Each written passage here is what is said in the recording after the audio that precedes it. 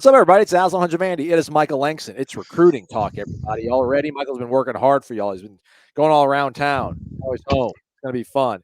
Before we get to the recruiting news, though, a reminder tomorrow, 4 p.m., over at the Corner Pocket Bar and Grill, a live edition of Seminole Headlines following the Jeff Cameron Warchant.com charity golf tournament with all the proceeds benefiting Second Harvest. Come hang out at Corner Pocket Bar and Grill. There might be some giveaways and stuff, but it'll be fun. Be fun times. And then Saturday before this fantastic end of spring event that is the Garnet and Gold Showcase. There will be a pregame show over at the Hotel Indigo in College Town, 826 West Gain Street. Doors open at 12:30. Live show with Tom Lang, Jeff Cameron starts at 1 o'clock.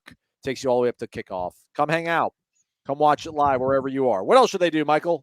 Hit the like button for us too, guys. We love that. That certainly keeps everything going smoothly. It promotes everything we're doing. So come out there and join us at Hotel Indigo and also Corner Pocket. But definitely hit the like button for us. Also, the information at the bottom of your screen is inaccurate. You can sign up for premium access to warchant.com right now for only $10 for 4 months. Do the math. It's really cheap. 4 months, $10. Come on. Come join us. It's fun over here. All right, Michael, you've been all over the place here in Tallahassee on this Thursday to give us some good news. Florida State got a commit, huh? What's up with that? Yeah, four-star wide receiver Lawayne McCoy out of Miami Central, which they have a pretty good history with. Daughtry Richardson was also from there, Maurice Smith. So certainly that's a school that they're very comfortable with. A four-star wide receiver they actually visited earlier this spring said around that time that, hey, FSU's my leader. Since then, went to Miami. A lot of people thought he was going to end up at Miami, and then visited again today. Popped up on the scene that we told that he was going to visit, and it's like, okay, I better be out there. So I went out there, and obviously everything went good. He ended up telling us afterwards, after the visit, after meeting with Norvell, that he had committed to FSU, and it's another big time commitment. I mean, you have like all these commits. They have the one thing they have in common is speed, and I think Lawayne definitely falls in that category. I think the difference I would say with Lawayne is his ball skills. What he does when the ball's in the air, he has incredible hands. He is so good as far as high pointing the ball and keeping his body level and catching it, and certainly has the speed to pull away. You play in South Florida, you got to have that speed. So he definitely has that, but I think his ball skills is what stand out the most to me, and the separation of routes he gets. Some guys get separation off speed. He and some guys get off physicality, how physical they are off the line of scrimmage. I think Lawayne's kind of a mixture of both. Also can play defense, as a lot of people are seeing with the clips. Plays cornerback, but FSU likes him as a receiver. Wouldn't shock me if he ended up at different positions, but he's a guy that they wanted a playmaker that gets separation and has the physicality and go across the middle, because their first two guys are speedsters with Camden Pryor and TJ Abrams. Both of those guys are electric slot speed receivers, where this is more of a physical, but certainly has wheels, and the physicality he brings to that wide receiver position is really key. And as Lawayne told us afterwards, he's like, I'm gonna make plays, just give me the ball. So he knows this is a kid who plays a lot of confidence, but he certainly adds a lot to that wide receiver room. And it's kind of just funny how that's turned around, how much that wide receiver room is already turned around with a lot of these talented commits. And they could take up to five in this class. It would not shock me to see them take five, because they're going to lose several guys more than likely.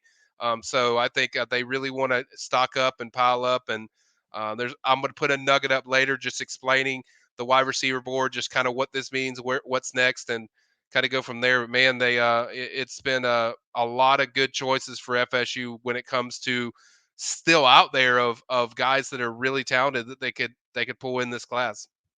All right, man. The question I was going to have was, we talked about on the live show the other day about the number 4 for receivers, but you said they could probably go up to 5 or so. This doesn't affect the way they'll pursue James Madison or some of the other guys that the kid from Wilcox County in Georgia. Yeah, I don't think it really is going to impact them that much. And I checked just to make sure, like, is those other two receivers okay? I checked with my contacts with them, and they told me, like, no, they're good. I mean, they feel very comfortable. So it isn't a thing where, oh, we like these guys better and we're just pushing them out. I mean, they like all these guys, and I think JoJo Trader will be the next, would be the highest guy as far as the one that I definitely would say has a spot. And then after that, it's a pecking order of deciding between, got two guys that are visiting this weekend: James Madison, a 4-star receiver, and then BJ Gibson, who they covet highly.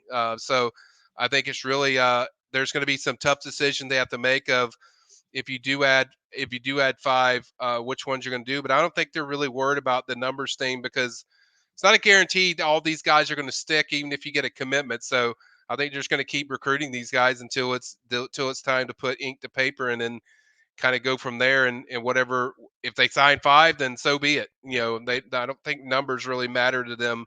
Whatever it takes, they're going to do it. But this is one guy that I heard frequently, and it's why he was in my hot board of FSU coveting really highly.